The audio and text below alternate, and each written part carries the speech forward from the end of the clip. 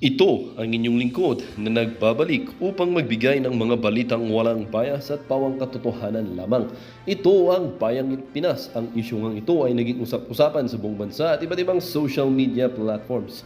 Senator Coco Pimentel kinastigo ang magkapatid na si Imee at si Presidente Kuting na tila ba nag-alab ng matindi dahil sa pagbulyaw niya dito kay Senator Imee at kay Presidente Kuting, kung saan ang magkapatid na ito ay tunay nga talagang hindi may pagkakailang magkadugo dahil nga sa makakatiwaliang kanilang pinaggagawa sa loob at labas ng gobyerno. Pati na rin mga kaibigan ay sa labas ng ating bansa. Dito nga natin makikita mga kaibigan at mapapatunayan na pati itong si Senator Imee na ito ay tunay ngang vangag at napakakitaan at talagang 100% na gumagamit ng ipinagbabawal na pulburon.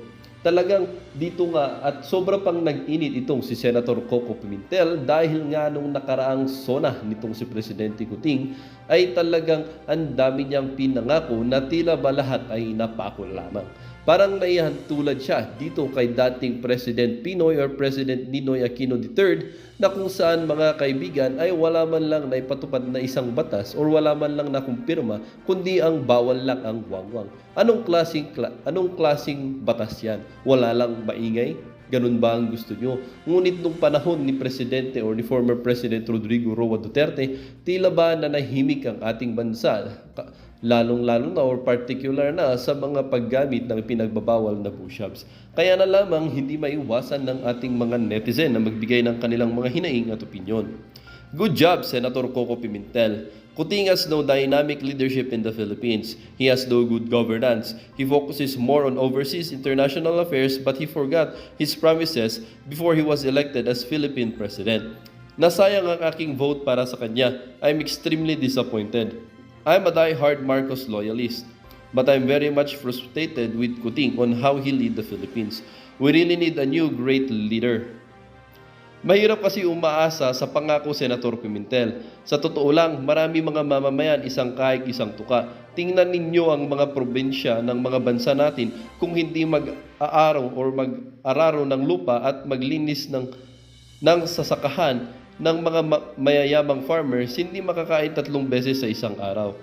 Meron dahilan kung bakit naging presidente si Kuting para malinawan ang mga tao na hindi na ulit magluluklok ng mga Marcos sa national position. Totoo ang mga sinabi ni VP Sarin na wala tayong presidente ngayon dahil parang walang nagtitimon sa bansa natin. Marami ang naghahari-harian. Saan po pinamigay yung livelihood program nila? Baka sa kapwa nila Ilocos-Ilocanos, sa lugar lang nila. Dito wala kaming natikman o natanggap na livelihood program from LGU. Baka korupsyon panahon na to, bakit hirap pa rin? Gatao mahal bilihin, bigas price 25 pesos hanggang pangarap na lang. Lahat super mahal. Meralco, Maynila, lahat basic commodities explode, high price. Well, para nga sa kabuang detalye at impormasyon ay panoorin na lamang ang buong video. At salamat na rin sa ating mga solid viewers sa walang sawang pagsuporta. At kung bago naman sa ating channel ay syempre huwag kakalimutan mag-subscribe, pindutin ang notification bell, piliin na rin ang all upang laging maging updated sa mga balitang bago, totoo at walang bias dito sa channel ng Bayan ng Bayang Pinas. Huwag din pong kakalimutang mag-iwan ng like at i-share ang ating mga videos. Muli po, maraming salamat and God bless.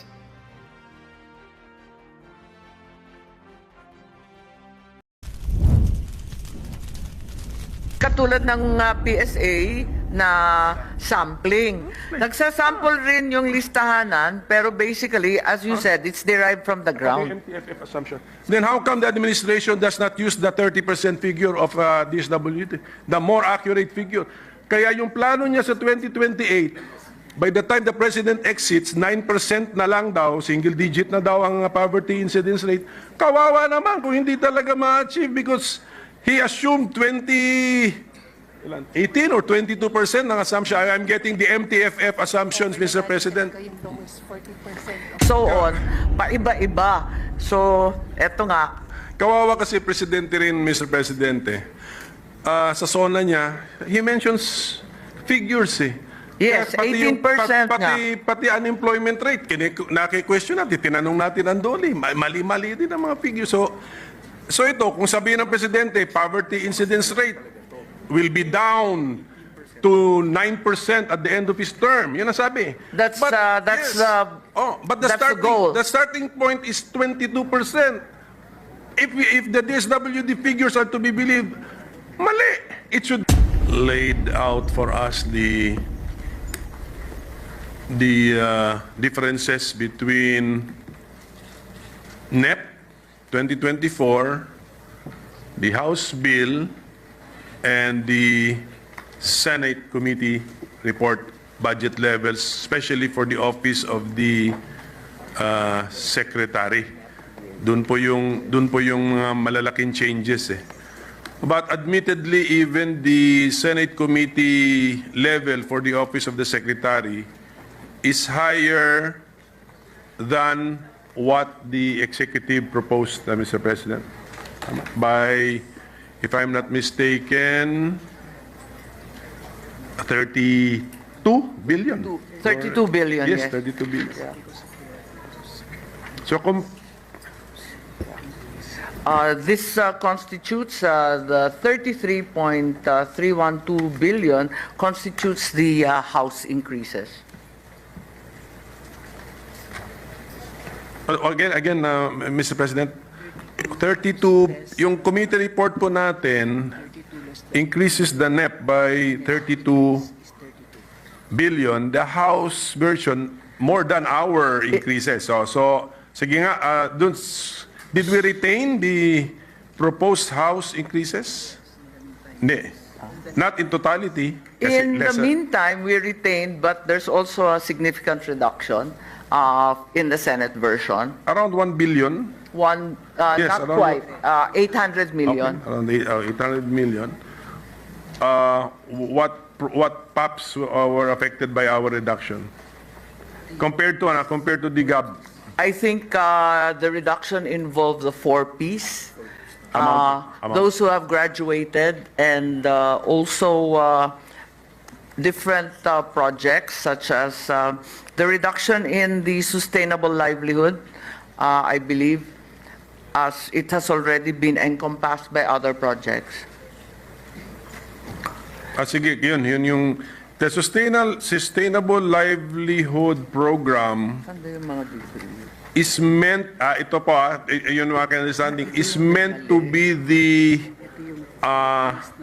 follow-up program for those who have improved their life circumstances under the 4Ps program. Tama po ba yun? Parang graduated yun, di ba? From 4Ps, you now go to SLP? Yes, that's correct. But the SLP is also involves other projects in the Kalahi Seeds and others. Yun. So I think there's an effort to streamline and simplify this livelihood project. The magic words have been mentioned, Mr. President. That's why if SLP contains the Kalahi Seeds, that's why I fail to understand what SLP is all about, because I really do not understand what Kalahi Seeds is. So siguro we will devote time siguro, Mr. President, para maintindihan po natin, no? Okay. Okay, Kalahi Seeds is what? A program of the DSWD? Yes, the Kalahi Seeds, as we know, is Kaunlaran at Kabuhayan sa Barangay KKB. And this was a program that started in the early 2000s. First, it was foreign funded. As we recall, there were OSAID grants derived by then Secretary Gloria Macapagal Arroyo. So matagal na to, mga tira-tira na to. Yung iba rito, nanggaling sa foreign funded, sa World Bank, ngayon nag-a-apply na naman sa ADB. Yung iba naman, totally locally funded.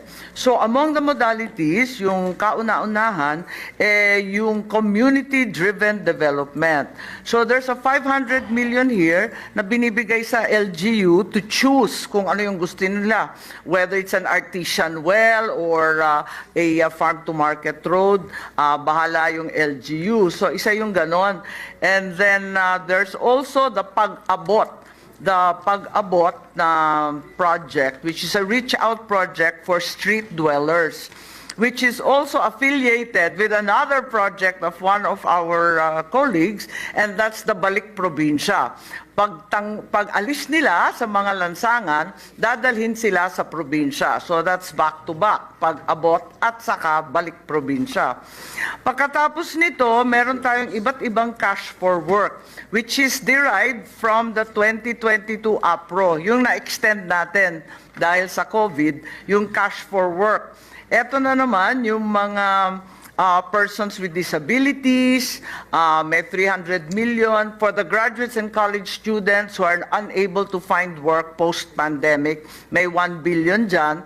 And then there's a new pilot project called the Tarabasa Tutoring Program, which endows the tutor for a 20-day period, 2 hours a day, with a budget of 900 million. Hindi pa tayo natatapos dyan. Maliban pa dyan sa mga community-driven, meron pa yung projects nila sa former conflict areas. Eto na si Pamana. And yung Pamana projects, they're all limited to the areas that were formerly insurgency afflicted. Tapos, may local, that's a local project. Finally, there is a PMNP. Ito naman, foreign-funded Philippine Multi-Sectoral Nutrition Project. Kasama na naman dyan yung supplemental feeding, pero ito yung foreign component. So labo-labo po to. Kaya nga parang nakita ko na parang the program wants to be a mini government, but ang main function is to extend assistance. Yan lang. Basta iba-iba kahit anong problema. Pero so if this is a program, sige nga, how long has this been a program of the DSWD? Huwag na muna natin pag-usapan yung components of the program, but as a program. I believe that this has been going on for over 20 years because I recall that Can we have the year? I think DSWD should know the year. 2003. So this is a 20-year program, and in 2017, the minority leader himself initially proposed the Kalahi KKB. I believe that seems to be on record as one of your initiatives po. Well, I think I will disown that that initiative. I have no idea. I have no recollection, Mr. President, that I have understood this Kalahi program. So I would not have proposed that, Mr. I President. believe it has morphed since the time you initially proposed it Okay. as a community development program. If it's is this program intended to have a natural lifespan? Is this program to expire in the future? Yung foreign funded na infra last year na next year. Yes, if we notice the World Bank foreign-funded infra component, the infra component will already expand by the end of 2024, December. So yun, patapos na yun. Yung OSAID is long gone. I think there's an application for additional funding with the ADB naman, and this is for more additional community-driven development programs. So, may natatapos naman po. Hindi, pero since meron pa tayo ADB application, we don't intend it to end in the near future, bale. Yeah, we're extending the program. We're borrowing pa ADB. Yun po. These are exploratory talks. There's nothing firm yet. But the intention of this community-driven development program, na humihingi sila ng additional funding, was to respond to the effects of COVID and the continuing disasters in its wake. So, yung mga far-flung provincial communities ang ina-address niyan. Does this, since this looks like it's a very important program of the DSWD and also well-funded and it has a large budgetary impact, meron naman siguro kayong comprehensive brochure about this program? Sige nga, pag-aralan, Pag kailangan po yata ito talaga Yes, I've upuan na, opo, Mr. President. Yes, tama po si Minority Leader.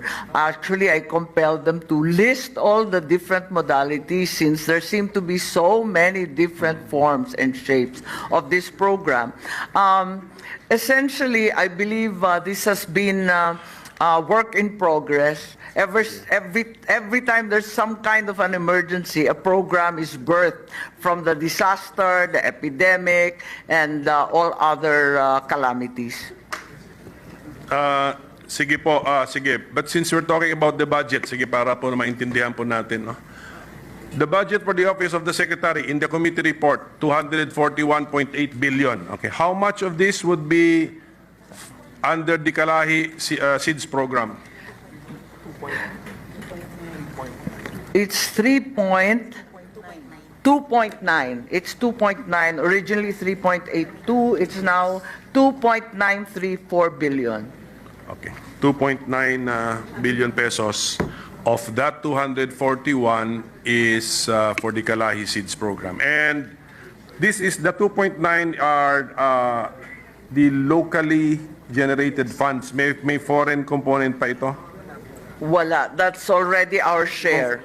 That's the breakdown I read earlier among the different projects like the Pag-abot, Balik Probinsya, Cash for Work, etc. That's all locally funded. Loan proceeds to be devoted to Kalahi?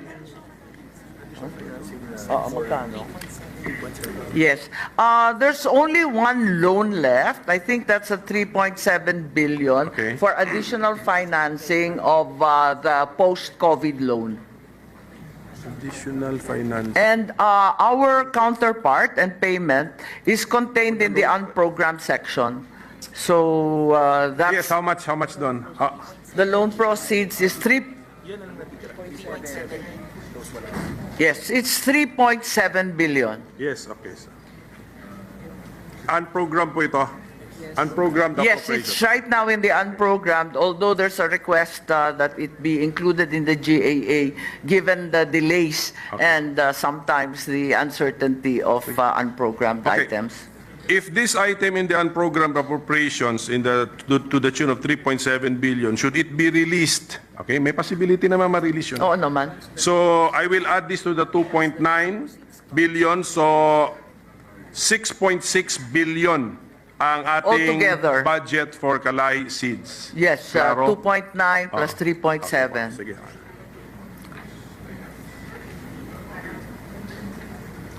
Okay.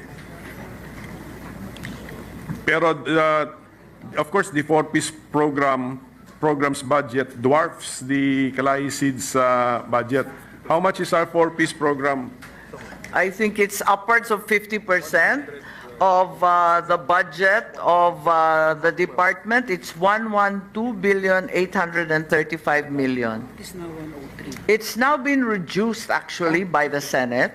From the original amount, it's now 103,953 million. Okay. And actually, there have been questions about the reduction because they've been spun out to different projects.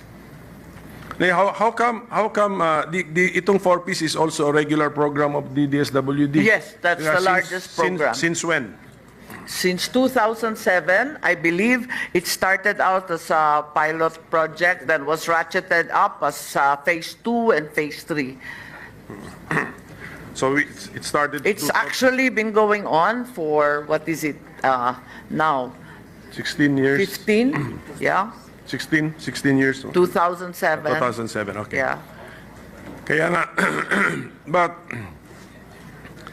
if we look at the amounts given to the program, masyadong volatile.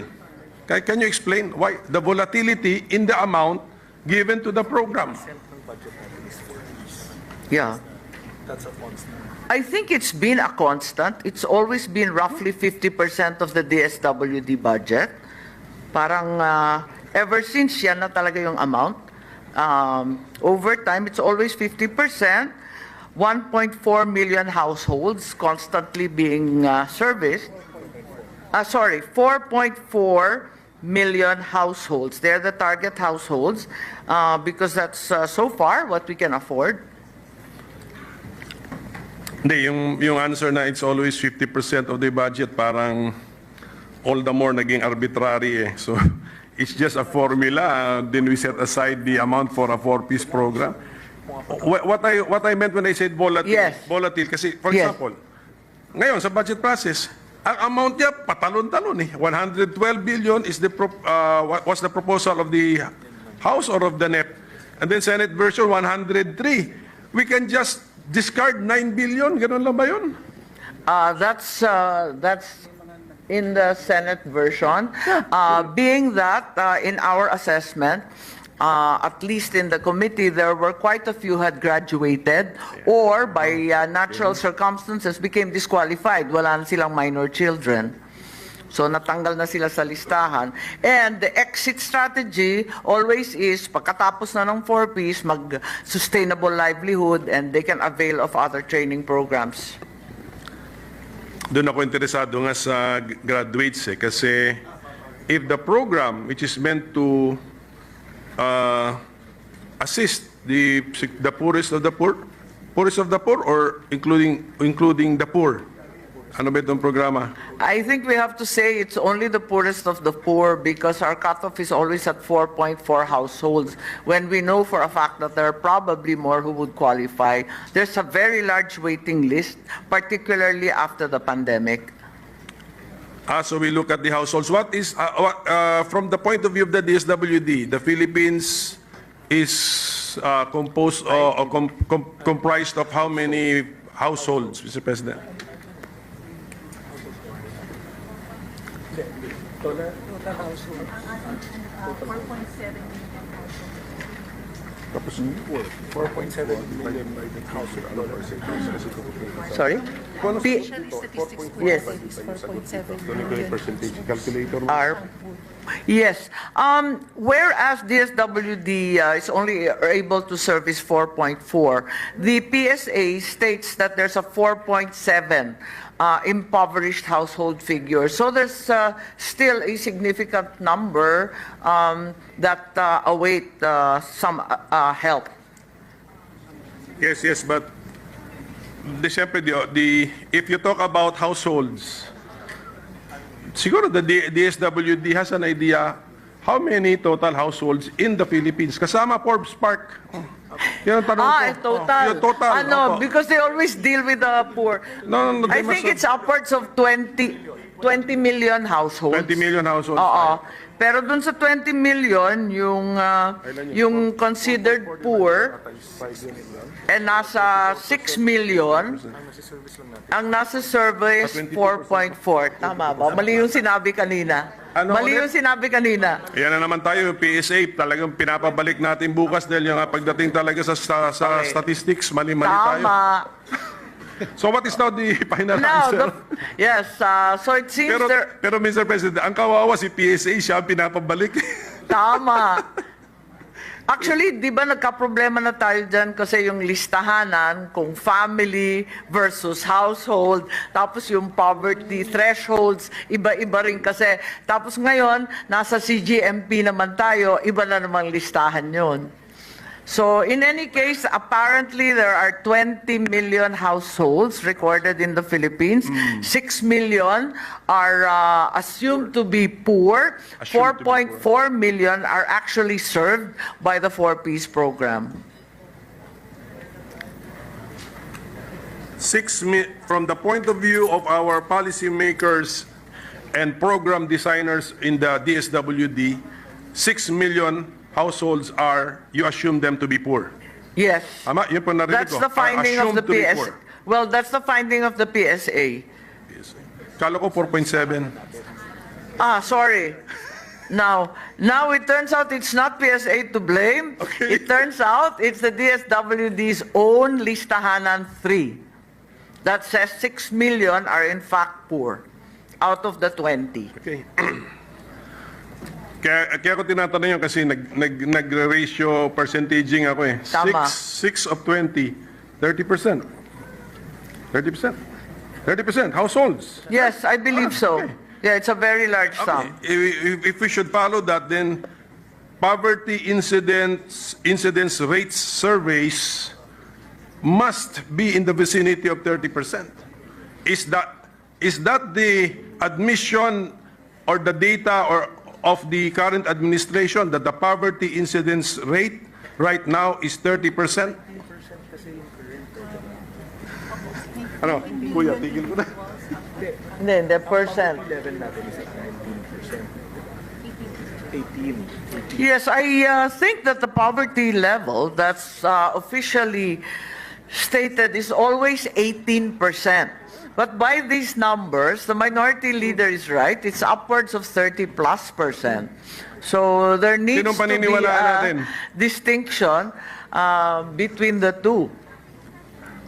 Kasi yung listahan hindi naman buong country ina-assess. Yes, I think it boils down to listahanan's weaknesses, and that's because listahanan does not assess the entire 20 million, but a mere 15 million. May tinira pang 5 million eh. And we should also probably consider that listahanan was finished during the time of COVID, so that the indicators would also...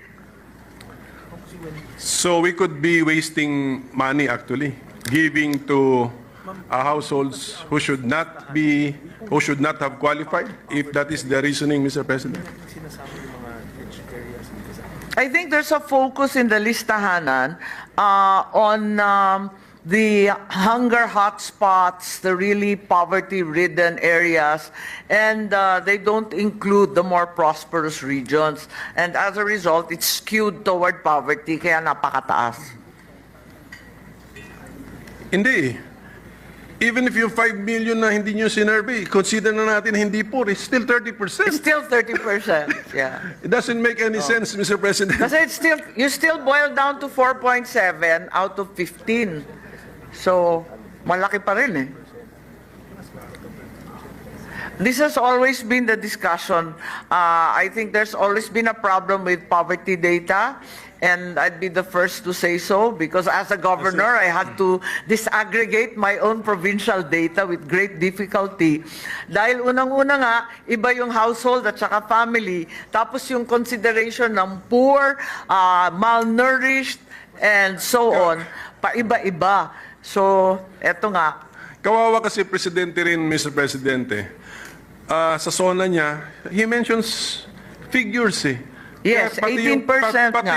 Pati unemployment rate, naki-question natin, tinanong natin ang DOLE, mali-mali din ang mga figures. So ito, kung sabihin ng Presidente, poverty incidence rate will be down to 9% at the end of his term. Yun ang sabi. But that's the goal. The starting point is 22%. If the DSWD figures are to be believed, mali. It should be 30%. Then how can he bring it down to 9% at the end of his term, Mr. President? So let's help the administration. We help the President by feeding him correct figures, or siguro may factual basis naman po yung ating mga figures, hindi lang siguro baka desktop or tabletop calculations lang po ito. Actually, I appreciate niya the listahanan. Kasi ang assumption ko niyan, from the ground, sinuyod niyo po yung... That's correct. ground. Kasi may mga pangalan yan eh. Hindi katulad ng PSA na sampling. Nagsasample rin yung listahanan, pero basically, as you said, it's derived from the ground. MTFF assumption. Then how come the administration does not use the 30% figure of DSWD, the more accurate figure? Kaya yung plano niya sa 2028, by the time the President exits, 9% na lang daw, single digit na daw ang poverty incidence rate. Kawawa naman kung hindi talaga ma-achieve, because he assumed 18 or 22% ng assumption. I'm getting the MTFF assumptions, Mr. President. Yes, I think the idea or the strategy of the DSWD is to saturate the poorest barangays. So yung more prosperous are excluded in their listing, which probably bloats the poverty number to 30%. It Kasi does not- saturation of rural and urban poor yan eh. Secretary, with your people, it does not nga eh. That's my point. Even if we assume that the unsurveyed 5 million Are all are rich. all rich, 30% pa rin ang, mas masama nga yung sinasabi nyo na 6 million of the 15 are poor. Ano na yun eh? 30+%, 36%, more than 36%. Mas malaki talaga ever since yung DSWD working figures for poverty than PSA. Mulat sa poll, there's always been that disconnect. Pero, And we've I mean- always questioned it here in the Senate. And the answer has always been that their focus is to saturate the rural and urban poor barangays. Yeah, but the administration which the secretary is part of, okay, your success will be measured against your promises. Tandaan nyo, the president promised at the end of his term, single-digit poverty incidence rate. Ang interpretation ko doon, not more than 9%. Correct. Okay. And of course, may assumption siya. Di ba saan siya nag-umpisa? Di ba? Nung na-turnover sa administration niya, may assumption siya. Ang layo, ang na-assumption na it's not in the vicinity of 30%, which is reflected by your figures na sinuyod ninyo from the ground. Mas maganda nga yung figures ninyo. Mas maniniwala ako sa figures ninyo. Yeah, totoo. Assumption niya. Kasi may pangalan to eh, may address. Yung Indian, yung start.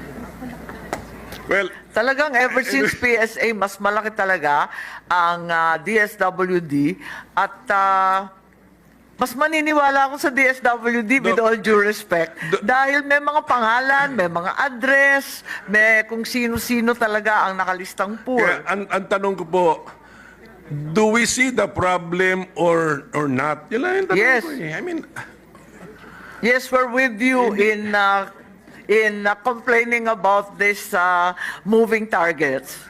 even the MTFF will fail, Mr. President, kung mali ang assumptions. I think that's the reason why Listahanan 3 is now going to be folded in the PSA and CBMS data from the ground will be submitted to the PSA once and for all so we can consolidate all accurate data from below rather than projecting or sampling and so on. Gapang nila. Sila yun. Manpower nila yun. Yung CBMS po, manpower po ninyo? No. Kanino po? This is going to be a combination. It's an existing project of the LGUs. They will be guided and analyzed thereafter by the PSA para isahan na lang yung ating data at hindi pa iba-iba yung measure. Kasi actually,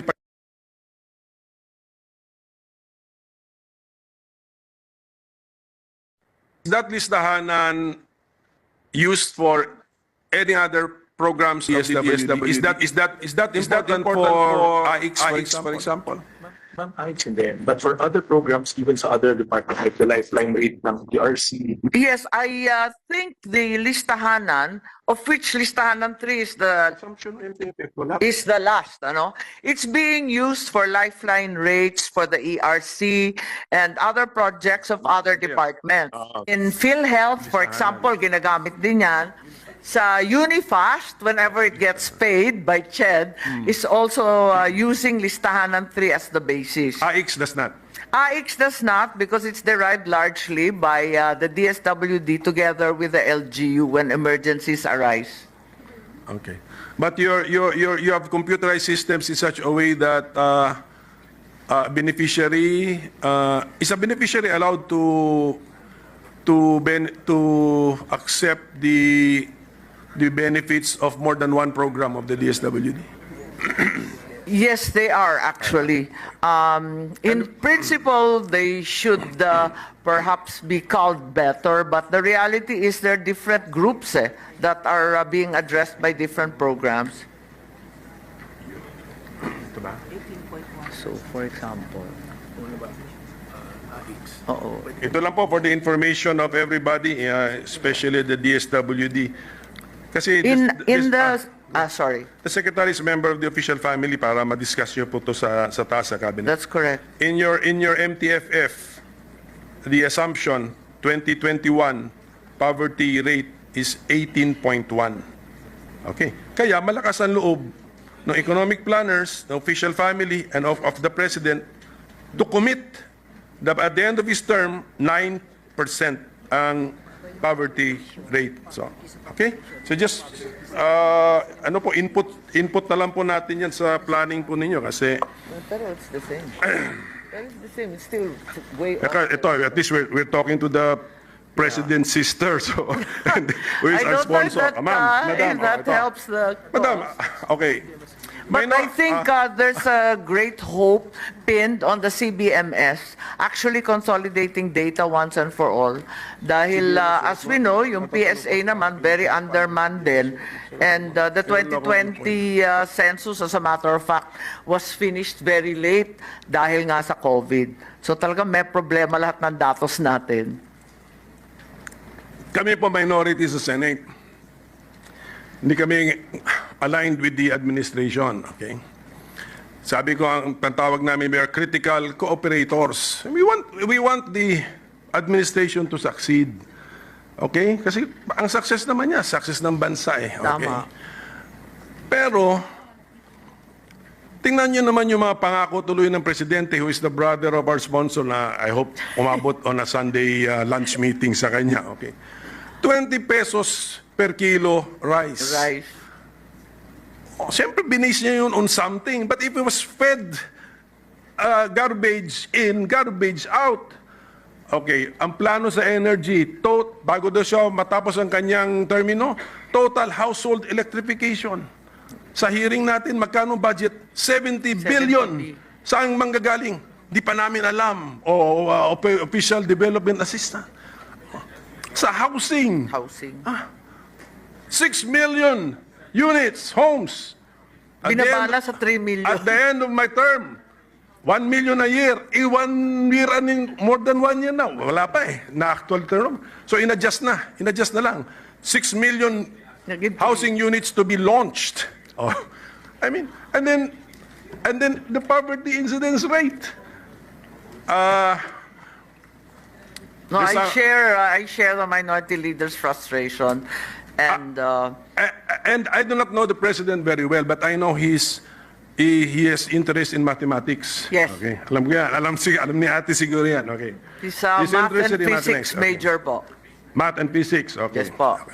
And then he always mentions governance being science-based. Okay, science-based. Pag malima, science-based means you analyze the data, make your conclusions, but the data are researched. Iba-ibang klase research, theoretical, and of course the on-the-ground research.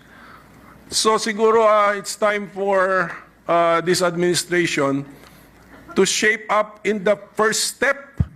Let's have accurate data, collect accurate data so that the scientific-based decision-making process of this administration will really be effective and based on realities on the ground, Mr. President. Yes, I think we all share your frustration, and that is why Listahan ng 3 will now be folded. PSA hopefully is strengthened and fed through the CBMS system. And that way we get a more coherent picture in the Philippines. When the sponsor says, Mr. President, Listahan ng 3 will be folded, ano yung parang abandoned na? Discarded na? What is it? When Kasi is it folded means? Kasi yung listahan ng 3 is going to be the last one. Ayon sa batas, siya na yung huli. Matapos yun, PSA na at yung ibang authorities ang magbibigay ng datos. So,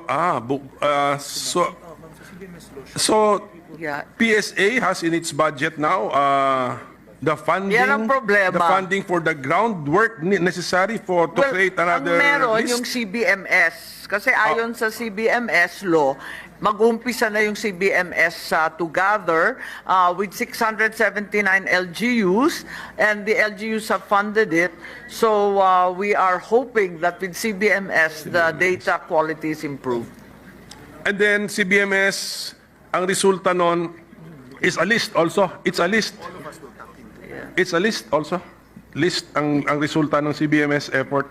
It's also a list. Yes, I think it will be a more detailed list with actual names and addresses, similar to listahanan with hunger incidents, housing conditions, and so on, fed through the PSA modules, and then all the departments will have a uniform set of